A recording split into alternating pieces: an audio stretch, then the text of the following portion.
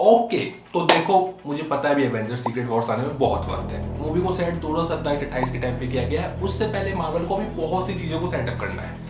But secret war को लेके अभी से जो अपडेट निकल के आ रही है वो काफ़ी क्रेजी है, जिसने मुझे मजबूर किया ये वीडियो बनाने के लिए। First of all, secret war के लिए कहा जा रहा है मूवी की जो स्टोरी है वो बहुत बड़ी है, जिसको एक मूवी में कन्वर्ट करना बिल्कुल भी इजी नहीं है। इसलिए सीक्रेट वॉर्स को 2 पार्ट में डिवाइड किया जाएगा, लाइक हैरी पॉटर फ्रेंचाइजी। इसका मतलब शो में इवेंट्स काफी हाई होने वाले हैं, जो कि ऑब्वियस भी है क्योंकि मार्वल को एक बार फिर से एवेंजर एंड गेम लेवल वाली परफॉर्मेंस देनी है। शो के स्टेक्स काफी हाई पहुंचाने हैं, तो फिर से एवेंजर्स असेंबल करने पड़ेंगे। और सारे एवेंजर्स से मेरा मतलब है सारे एवेंजर्स। तू समझा? हाँ, यहाँ पे मार्वल अपनी मल्टीवर्स की शक्तियों का इस्तेमाल करेगा और कुछ पुराने चेहरों को वापस से लाया जाएगा। And you know what I mean.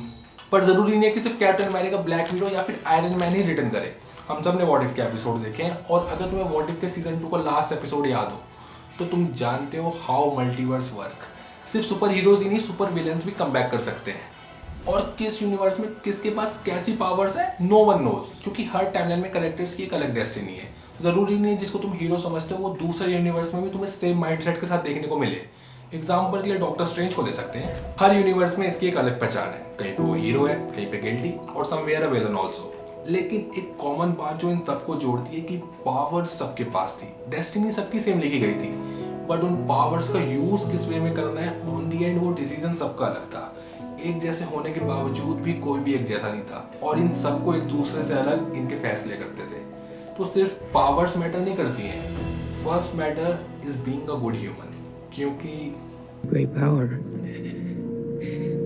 comes great responsibility.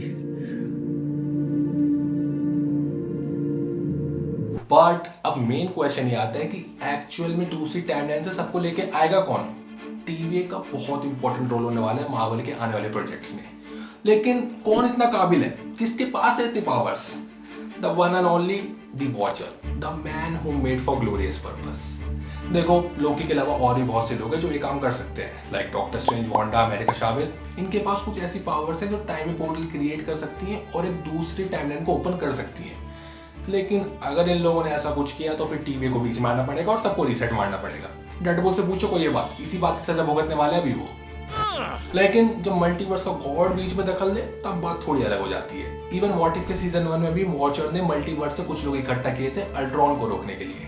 और जब ये सब कुछ होगा उस टाइम मुझे दूसरे एवेंजर्स का रिएक्शन देखना है। सबके दिमाग में बहुत सारे क्वेश्चन चलेंगे, मल्टीवर्स का कॉन्सेप्ट सबको क्लियर होगा, और जब उन्हें पता चलेगा हु इज लोकी, कि ये हमारी लाइफ कंट्रोल कर रहा है, सीरियसली। साथ ही में थॉर और लोकी का रियूनियन भी होगा, और वो बेस्ट मोमेंट एवर होगा। जो इंसान अपनी छाती पर रिप लोकी लिखवा के घूम रहा है, जब उसे पता चलेगा कि उसकी फैमिली का एक मेंबर अब भी जिंदा है, तब क्या रिएक्शन आएगा उस time. Completely speechless. He's my brother. Adopted.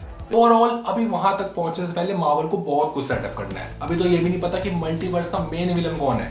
Jonathan Miller के केस हारने के बाद मार्वल ने तो कैंग को फायर कर दिया, तो स्टोरी को किस एंगल में घुमाया जाएगा, नो वन नोस। कैंग का रिप्लेसमेंट आएगा, या फिर डॉक्टर डूम के कंधे पे सारी जिम्मेदारियां डाल दी जाएंगी, या फिर एक अलग ट्विस्ट देखने को मिलेगा। मार्वल पे अभी बहुत सारी रिस्पॉन्सिबिलिटीज है। लेट्स सी कि क्या एक्साइटिंग आने वाला है।